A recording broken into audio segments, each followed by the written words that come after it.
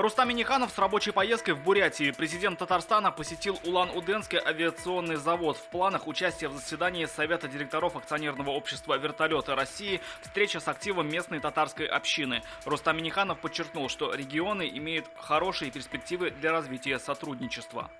Семья из 4 человек отравилась угарным газом ночью в квартире на улице Краснококшайской в Казани. Мужчина от госпитализации отказался, а вот его супругу и 2 сыновей 3 и 7 лет увезли в больницу с отравлением средней и легкой степени тяжести. Рекордные 120 тысяч тюльпанов 8 марта вырастили челнинские озеленители в этом году. Целых 2 зимних месяца за цветами трепетно ухаживал женский отряд агрономов. На смену тюльпанам в челнинских теплицах придет пора однолетних цветов, которыми украсят улицы, скверы и парки города. Закажи рекламу на ТНВ. Телефон в Казани 5 705 100.